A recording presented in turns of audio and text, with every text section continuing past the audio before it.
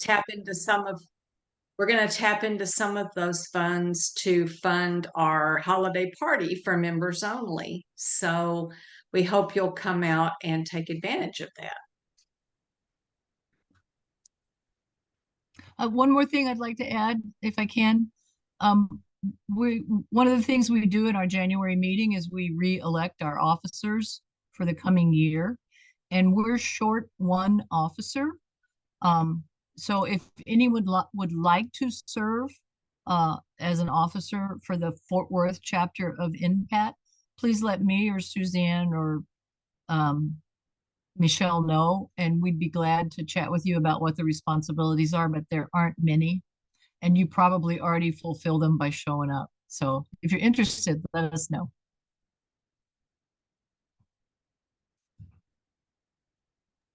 Excellent. Thank you.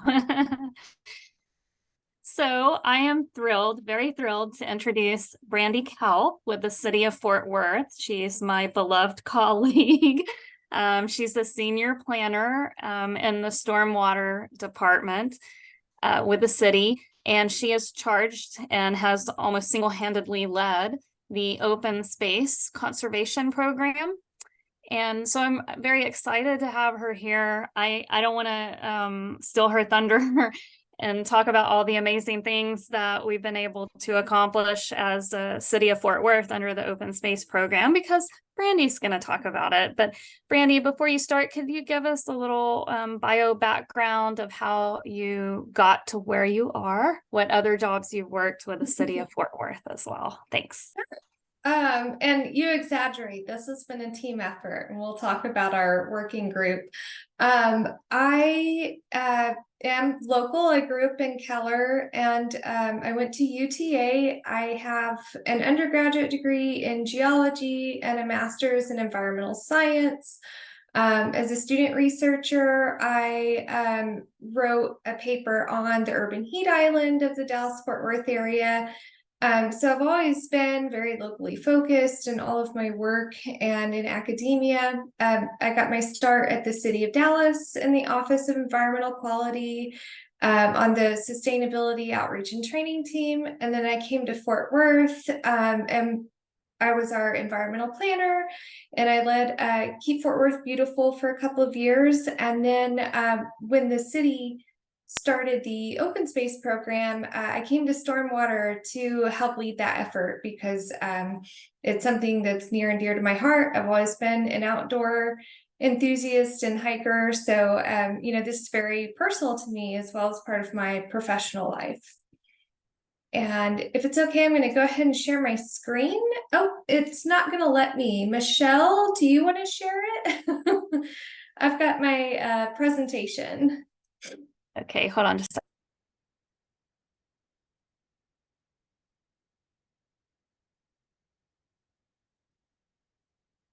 It's on our SharePoint site, or if you give me the permission, I can do it either way.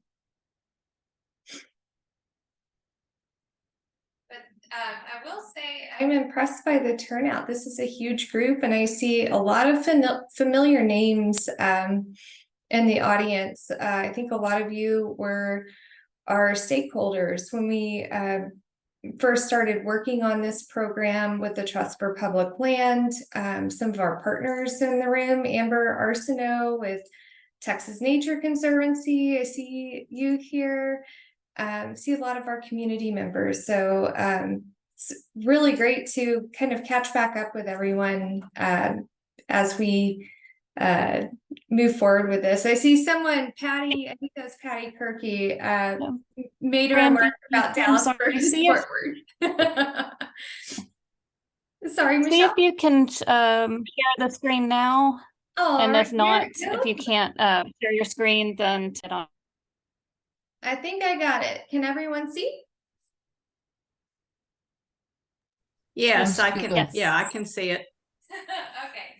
So I'm just going to give everyone a little bit of background on our program and talk about where we've been, where we are today, and hopefully where we're going to go in the future, and leave everyone here with some tools that you can use that are publicly available.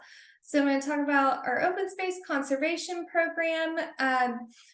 The reasoning behind this program, we're one of the fastest growing cities, regions in the country. And we're losing an estimated 50 acres of natural open space per week due to development. And, our population is projected to grow enormously. And so we really have hit a point where it's kind of now or never as far as preserving open space. And so we put together a working group, and it's 13 different city departments and multiple partners. And we have been meeting usually once a week for a little more than 4 years now. So it's been a really collaborative, ongoing effort. I think the reason we've had a lot of success with this program is because we have so many people involved and helping us identify opportunities and really work together.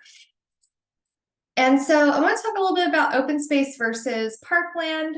So when we're talking about open space, we're not talking about the picture on the right, which is our, mowed and manicured park spaces that are programmed. They may have amenities like playgrounds or basketball courts. We're really talking about, with open space, experiencing nature. And this can be any number of different habitats in different areas and many different sizes of spaces, but we're talking about areas that are maintained in almost completely natural state. And so our mission is to conserve those high quality areas as the city grows. So we're not looking at, redeveloped or brownfields or reclaiming previously developed land. We're really looking at those high quality ecosystems that are still out there. And we have quite a number of them that we've been able to conserve, as well as some that are still out there. We look at our Eastern Cross Timbers habitat, our Fort Worth Prairie, a lot of our endangered ecosystems, our lake shores and riparian areas. These are the really special places in Fort Worth that we want to preserve for future generations. And so when we started looking at how we're going to prioritize areas in Fort Worth for preservation, we developed 7 overarching goal areas. And so all of the data that we collected to put into our prioritization tool really fell into one of these 7 categories. And ecosystem preservation, stream, river, and lake health, and community health were always identified as the top 3 priorities for our community. And what you see there is people understanding that the ecosystem health and environmental health impact community health. And so I think that's a really big focus for our communities, not just the access to recreation, but the mental health impacts of open space and being in nature. And so that's a topic that has come up again and again when we've talked to our community members. And so that was our primary focus, but we're also focused on how to get people access to these spaces to be able to recreate. Also looking at those flood control benefits and some economic development drivers. So all of these things together are how we prioritize open space for conservation. And so when we pulled together all of the data and we prioritized it based on feedback from the public and our stakeholders and our working group, we came up with the overall result that you see in these maps here and that I'll later share with you in our prioritization tool. And so where you see the red are very high priorities, and then the orange are those high and moderate priorities. So you'll see a lot of our prairies that show up. You'll see a lot of our riparian corridors, the Trinity River, some of our smaller stream channels show up. And then we're also looking at those last open spaces that we can even get in some of those highly developed areas. So looking at those smaller properties in that inner city core. And so when we engaged the public, when we did our public survey, what we found is there was very strong support for the open space program across the board. So 90% of the respondents to our survey defined conservation natural areas as very important.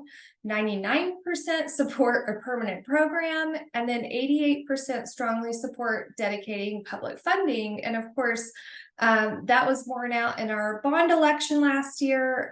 We were a standalone initiative, and the voters supported 15 million to go toward conservation of open space. And if the council approves our acquisition at tomorrow's meeting, we will have spent about half of that so far. And we've also got a volunteer base out there. You know, hopefully as this program grows and we're able to pull in more staff, we'll be able to leverage a lot of that volunteer enthusiasm that's out there.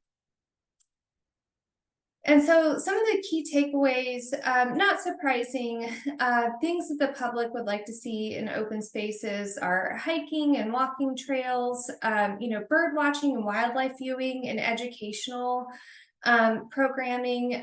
Environmental education, I think, is it's a big area, and it's something that a lot of people are really starting to appreciate, you know, having that outdoor classroom time.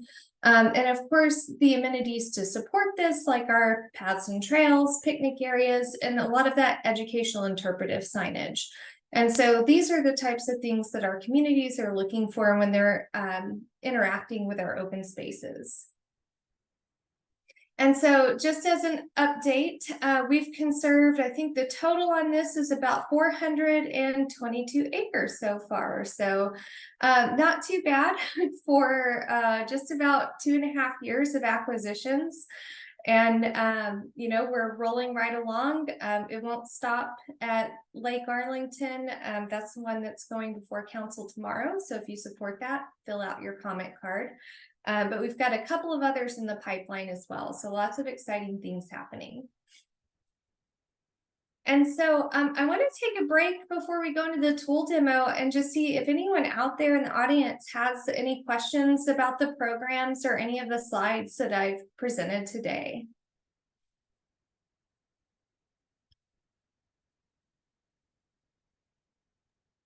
Hey, Brandi, I'm curious, what's the site on Jacksboro Highway? So that was actually about 30 acres that Open Space acquired and then basically handed over to the Fort Worth Nature Center.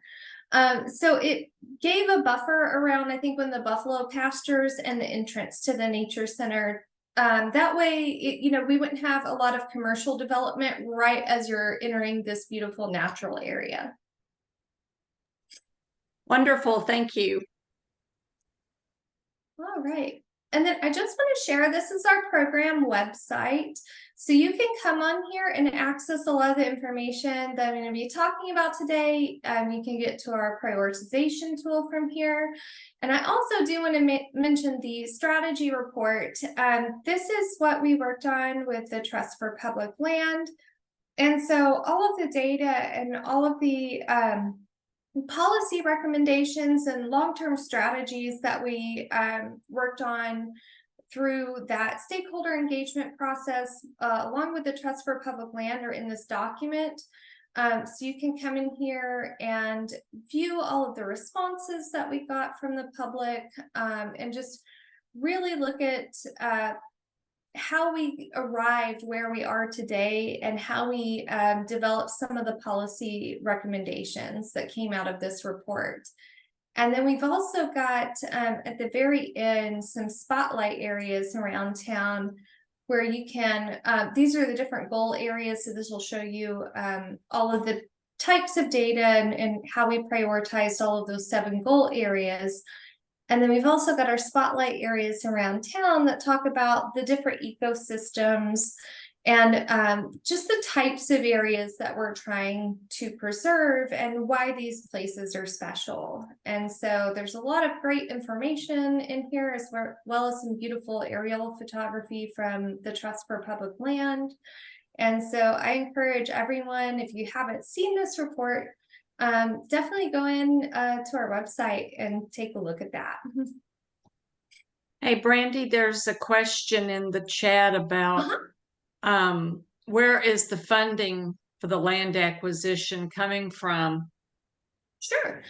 So there's two different sources. Our original source of funding came from the natural gas lease. So the city of Fort Worth, because there are fracking sites on city property, we receive revenue from that. And so we received a little bit more than 8 million in revenue from the general gas lease, along with another nearly 3 million from the water gas lease. And the water gas funds are to protect areas in the water quality zones around Lake Worth to have benefits to water quality, because Lake Worth is an impaired water body, but it's also a drinking water reservoir. And so that's about 11 million. And then we've received another 15 million in bond funds. And so all of that funding can be spent on either acquisitions or capital projects on the properties that we're acquiring. Thank you. And then I should mention, we received a $150,000 grant for our Broadcast Hill property from the North Texas Community Foundation, their Environment and Conservation Fund. So that's a project that's allowing us to put in 2 miles of natural surface trails, do some invasive species removal. We've got a lot of privet out on that site, some targeted herbicide application, and then an amazing internship program that Michelle led this summer. And if y'all aren't aware of that, you should be, because it was one of the most impressive things to our grant issuers. They were really excited about the findings from that. But I want to jump in. So I want everyone leaving the meeting today knowing how to operate our open space tool. This is a very powerful tool with a lot of data. It's available for any member of the public to use. And so I kind of going to give you a day in the life of open space whenever we're reviewing properties. So for example, I'll zoom in to what will hopefully after tomorrow be our latest acquisition. We've got a 153-acre property here on Lake Arlington. And we can go in here. Right now we've got our combined open space priorities turned on. And so this is with all of the different goals stacked on top of each other. This shows us that it's a really high priority across many of our goal areas. But we can go in here and we can view the results for each different area. So when we're looking at recreation, this property scores very highly for that. And then we can go in and dig a little further and see why. It's been identified as an iconic natural place. It's one of our last public shorelines available. It helps fill some of the gaps in our 10-minute walk. We've got communities around here that don't have access to a lot of parkland and open space, and so this will help fill some of that need. It's got potential for trails and connectivity. We're hoping to put in a trail that actually runs the entire length of the northern shoreline around Lake Arlington. And we've also got some schools and libraries in here where we can see that there's open space nearby. And so you have access to all of the data and all of the different criteria that were used to prioritize all of these different open spaces. So you can come down and really drill into the data with community health criteria. I know that this is a really important factor whenever our communities are talking about access to open space and parks. We've got information on stream, river, and lake health. So this will show how open space can help provide a buffer for those stream channel areas and lake shores. And then we also have flood control in here. So our FEMA floodplain and potential high water areas are highlighted on here, because if we preserve open space upstream of those, it helps mitigate floods. Economic development, we know that preserving open space and having trails can really be an economic driver.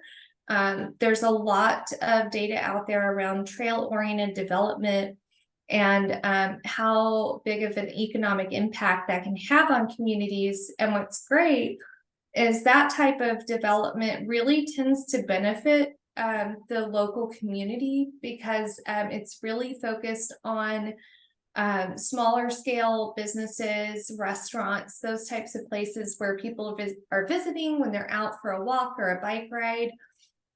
We've seen that on the Katy Trail in Dallas, as well as other areas. And then, of course, our ecosystem preservation will show areas, and this could include anything from riparian habitat, but we'll also see it highlight our really heavily wooded properties, a lot of our prairie properties out west here. Those are all going to show up on our ecosystem preservation. So you can really see everything that went into deciding, all the way down to the very fine grain, how does one parcel among all the thousands and thousands of parcels across the city, how that compares. And you can access all of the information. If you click on a property, you can run the parcel report. There's a button down here that you can click on. And what that will do is provide a PDF that has all of the major data points for that property. And then you can take a look at that and see what percentage of the property has tree canopy or is priority ecosystem. So when we look at the parcel report, this is a really powerful tool for helping us drill down a little further and understand if this is really a property we want to acquire. It'll show you the percent of the property in a floodplain, if it's conserved, if it's adjacent to public lands. You've got the carbon sequestration estimates in here. So lots of really valuable information. This particular parcel has nearly 82% tree canopy. And so it has all the administrative boundaries, so you can see which council district it's in. So lots and lots of information. All of the big factors for the different goal areas like community health, equitable access. It will give you the criteria and data behind that for this parcel. So it's a very, very powerful tool for helping us really analyze each property as a group and determine whether we're going to pursue acquisition. And you can run a report for multiple parcels at a time. So if I zoom all the way in, and over here on the left-hand side of my screen, I can grab my parcel report selector, and I can drag it across the screen and run a report that will give me the data for each one of these. And so I can generate that parcel report. I can add properties to that. So you've got a lot of information at your fingertips, and you can print maps from here, and it will give you the map along with the criteria and a legend that you've selected here. So this is something that I would encourage anyone who's interested in open space, or even just curious about the types of green spaces that are left in Fort Worth. You know, come in here and play around with us. There's just lots of great information. We'll be updating all of these layers in 2024. So that's something that's underway with our GIS team, hopefully getting some new data and updating a lot of the map. and then our context layers up here, these weren't necessarily used in the model to produce the results, but there's, again, a whole suite of data sets in here that are really useful.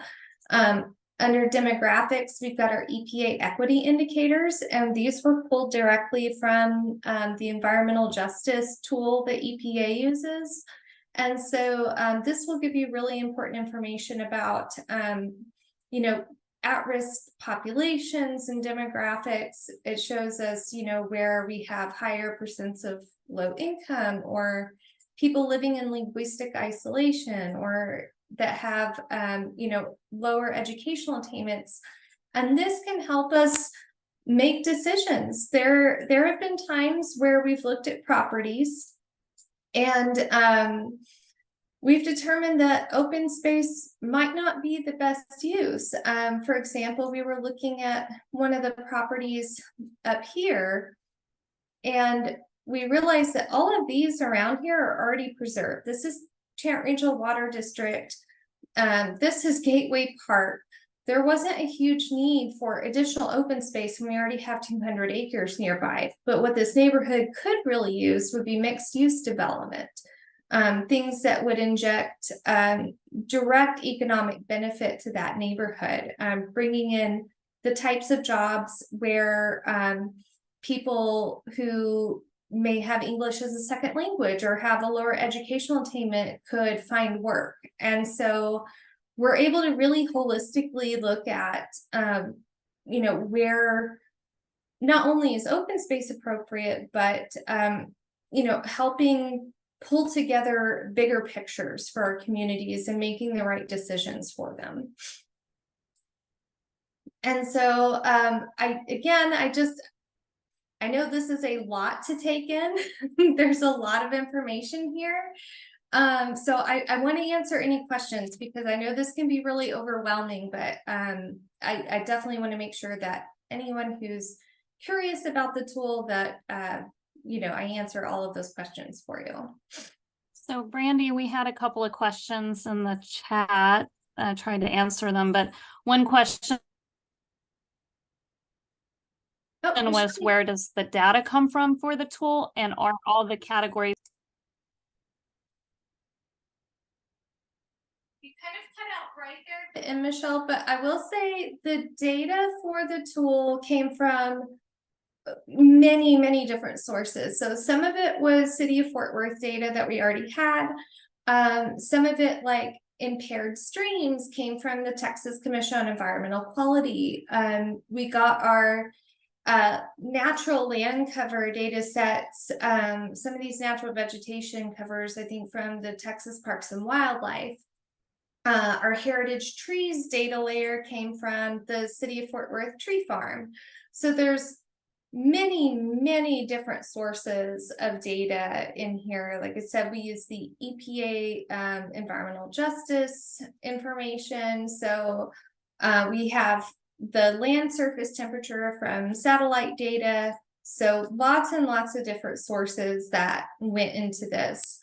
And I will say, when we were prioritizing the data, we tried to give higher weights to data sets that are really fine grained, that we have lots of good data, and lower priority to the data sets where it's coarser, or we just didn't have as much information. So we really tried to be very thoughtful about the data that we used and how we used it. And Michelle, what was the other part of the question? I think you addressed it, but Josh was asking, are all of the categories weighted equally for the combined layer?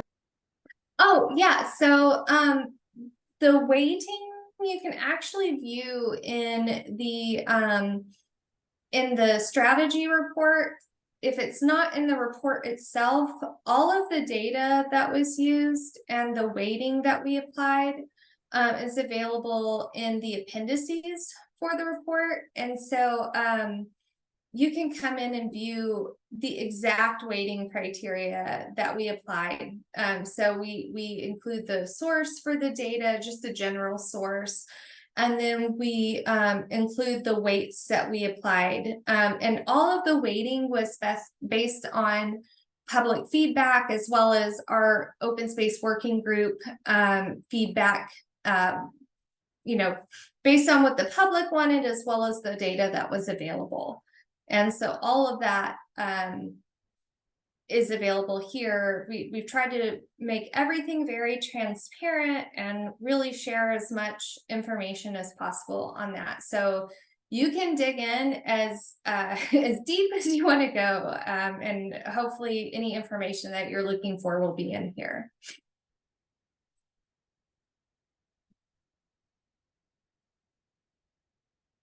Did we have any other questions, Michelle?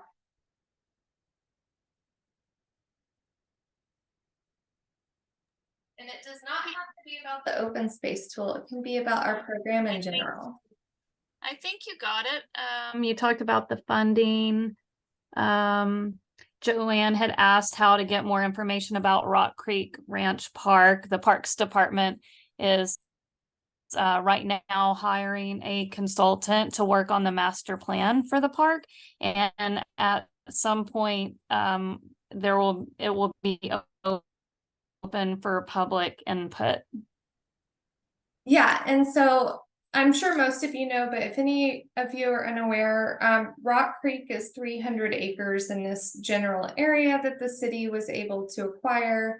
Let me see if it shows up yet on our conserve lands. We're still working on all of these data sets, but I know, oh, there it is. So that right there, ladies and gentlemen, is Rock Creek Park. And as you can see, it connects into the U.S. Army Corps property here on Lake Benbrook. So yeah, no, open space and parks. This was a joint acquisition. So at least 40 acres of this will remain open space. And so the consultant that Parks hired is going to be weighing all those different factors and looking at the best way to, I don't want to say develop this park, because I think a lot of it will wind up being more of a natural area, but really how best to make this available for public interaction. We're really excited about it. And I'll highlight, we did acquire very recently, it's not on here yet, another about 40 acres on this side of Lake Benbrook. And it's right on the West Clear Fork Trinity that runs through the U.S. Army Corps property into Lake Benbrook. And so, years down the line, when we're looking at a lot of our capital projects, we've considered this for perhaps a kayak launch that would allow people to kayak all the way through to Lake Benbrook. So we're looking at not only these spaces individually and how they can serve the communities around them, but also how they can connect to other green spaces and parks through trail systems and kayak trails and things like that. So all of our communities are connected to open space, and they can really serve as a destination along our trail systems.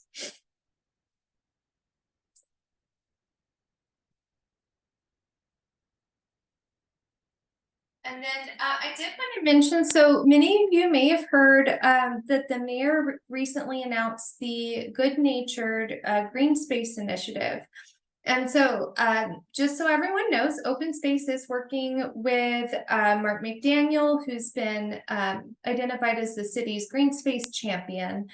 And he's been tasked with preserving an additional 10,000 acres of open space. And it's really green space, so that includes parks, open space, our rights of way like medians, any of those green space areas. And they're really looking at it from a public-private partnership aspect, and looking at whether we need to develop a conservancy. So we have different tools in the toolbox, where we have parks working on the parkland and park natural areas, open space really focused on ecosystem preservation and natural areas, and then the green space initiative focused on all green areas across town and how all of these programs can complement one another and work together.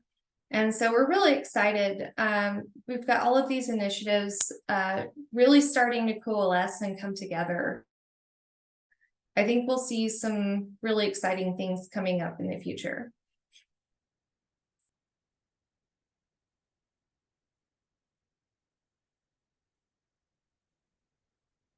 And so again, if there's any other questions, I'd love to answer them, but I just really want to thank everyone for the opportunity to talk about what we've done with our program and about the bright future for open space and green space in Fort Worth. It's a really exciting time to be working on this.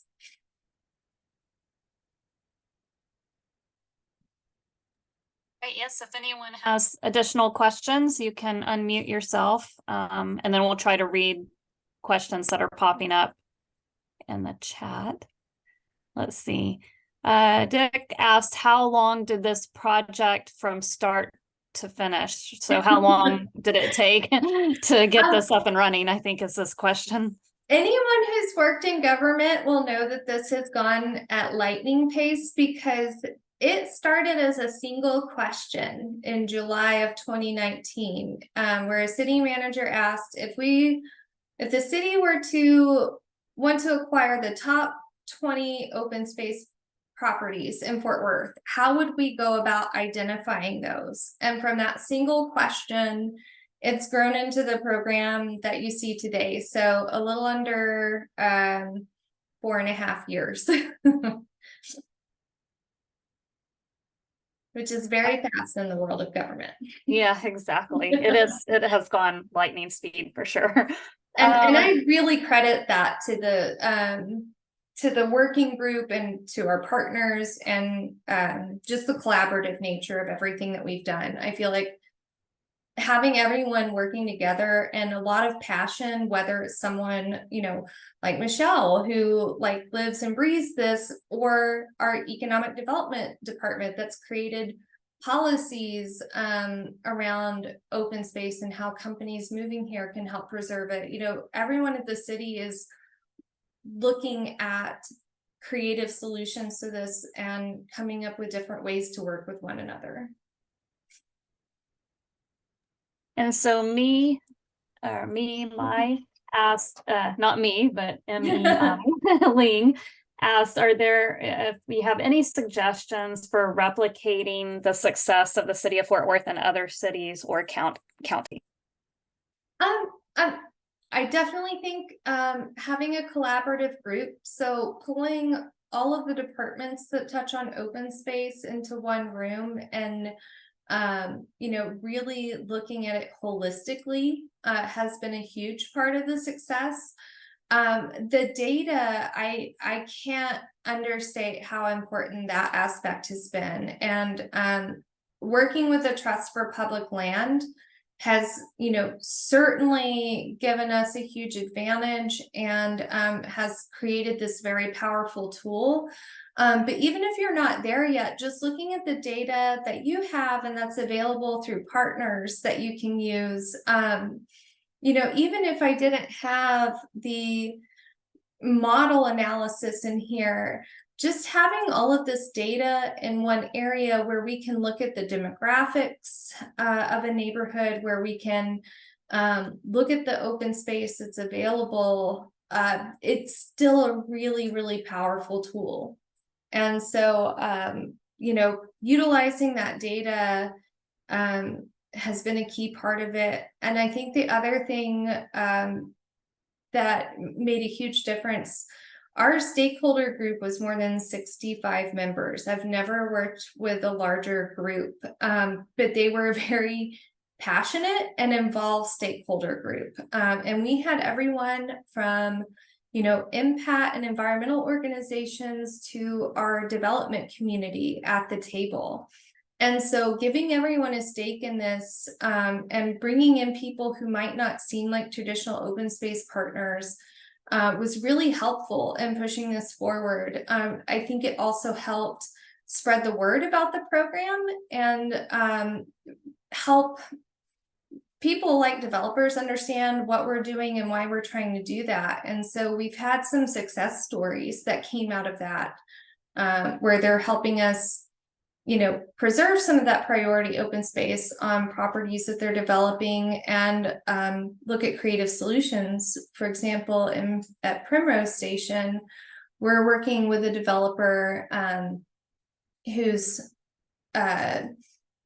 doing some multifamily development on this property, and they needed some capital. So they created quite a large park as part of this development, and open space is buying about 35-ish acres of prairie and wetland for $156,000.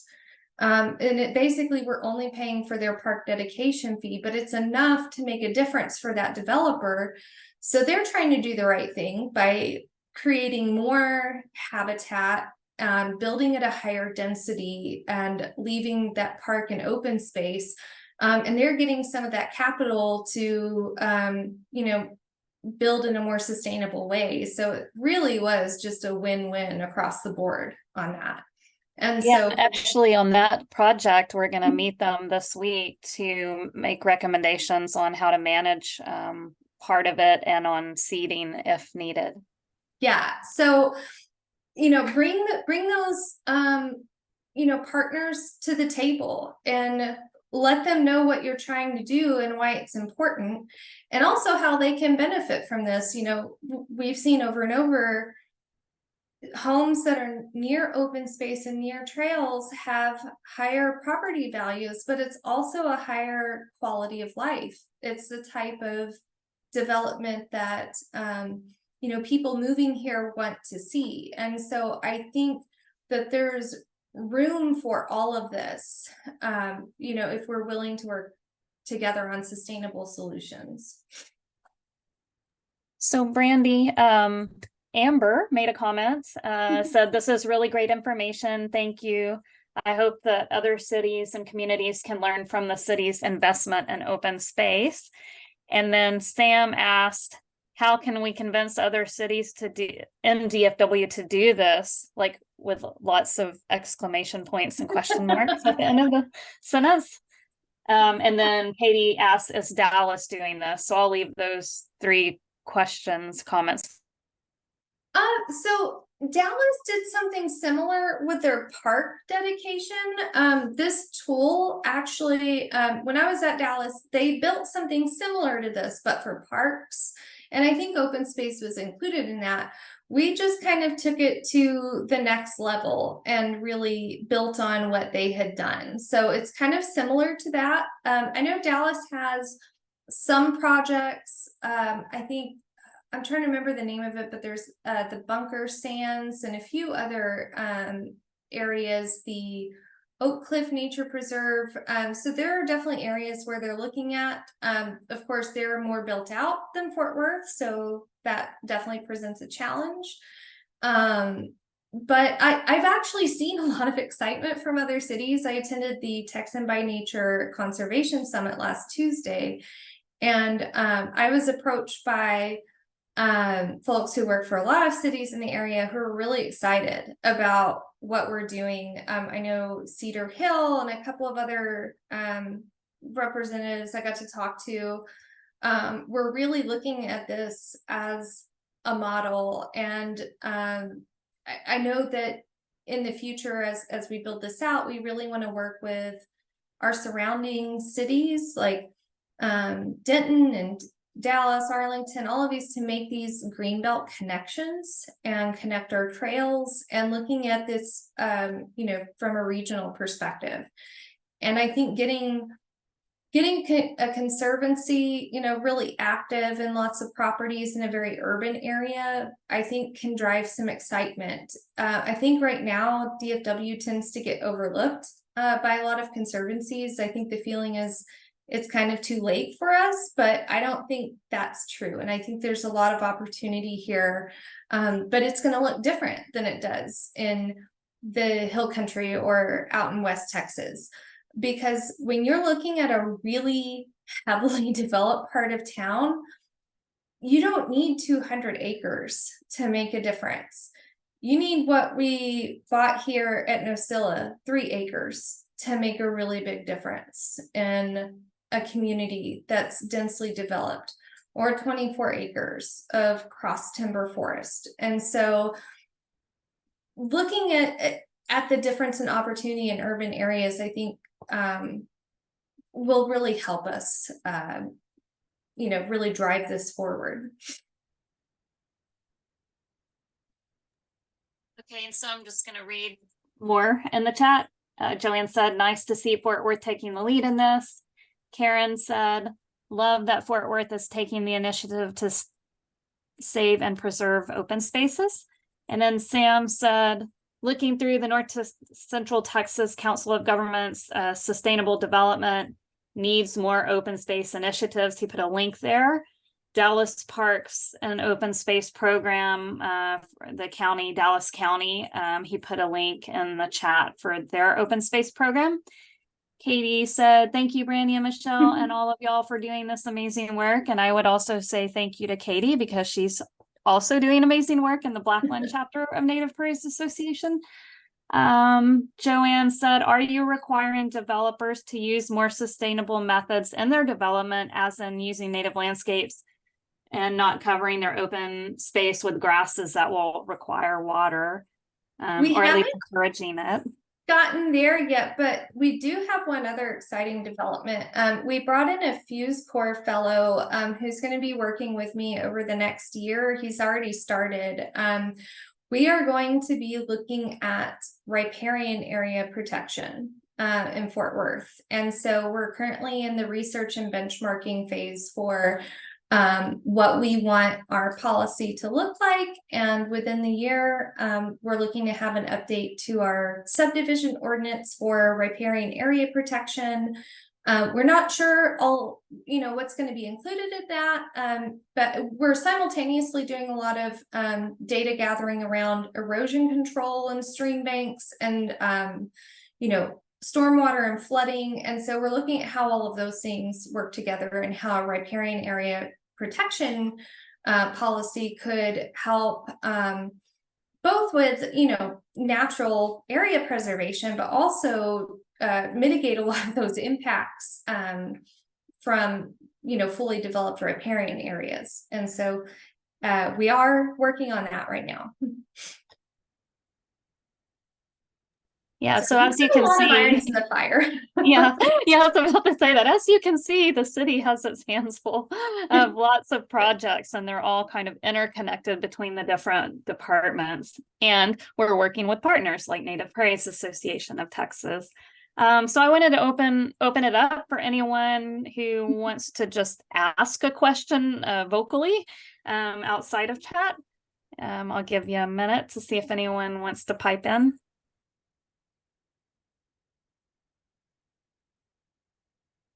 Someone just mentioned TRWD. Yes, so we are actually in the process of creating a memorandum of understanding with them as part of our green space initiative. So we definitely work with them and our national paddle trail. We're looking at a property that could be a kayak launch for that. So yeah, we love partnerships. That's how we get more done.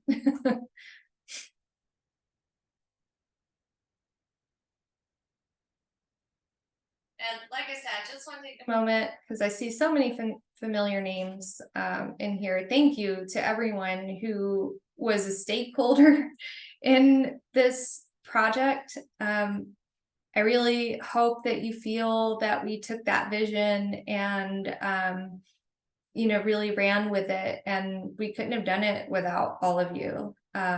It was a tremendous effort, and I think we'll see continued success because of the passion that's around it. Yeah, thank you, Brandi. We had one more question asking about the Fuse program, and I'm actually not familiar with if they wanted to Google that and see if a Fuse fellow could help their city, what would they look for on the internet? It's Fuse Core. So I know they work with cities all over the country. And it's really, that's what they're there for, is supporting governments. And so yeah, definitely look into this. We got a grant that covered a little more than half of the cost for bringing this person on board. He'll be with us for a year. And it's an executive level fellow. So this is someone who's very accomplished in their career and can come in and really hit the ground running to lead an effort. And so that's what we needed. We needed capacity, and AJ is bringing that capacity on board and providing that that labor that we just didn't have you know, the time for. And so we're really excited about this. It's something that's been on the, you know, it's been on the radar for a long time, but we had to keep reshuffling priorities. And so now with him coming in, you know, we'll be able to accomplish a lot more quickly. And that is something that you'll see if you're working across your city on an initiative like this. We've seen so many other projects and programs come out of this. We're currently finalizing the draft of our urban forestry master plan. Parks is gearing up for their you know, revamp of the park and open space master plan. That was separate, but a lot of other things have come directly out of the collaboration on open space, when we all started talking about things that we'd like to see and that a lot of departments have been talking about individually for all these years. And now we're seeing movement on a lot of these initiatives. And then I think one last question, and it's 8 o'clock. Josh was asking about all the utility easements, and wouldn't it be great to have trails and pollinator gardens or prairies beneath them? And so Yeah. are we working on easements or collaborating? Yes, and I think that's where Mark McDaniel, through our Good Nature program, will really be able to make some big strides. Encore gave the money to get that up and running, and so you know, we're definitely looking at their easements as well as others, and so that is definitely on the docket for that green space program. So like I said, we're going to be collaborating between parks and good natured and open space to really coordinate a lot of these efforts and augment each other's programs.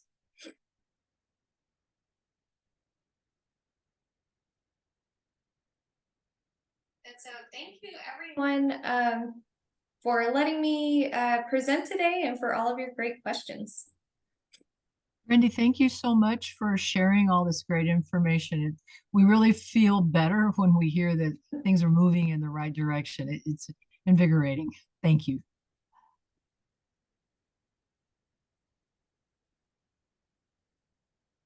Everyone, go use the tool and just see what you come up with.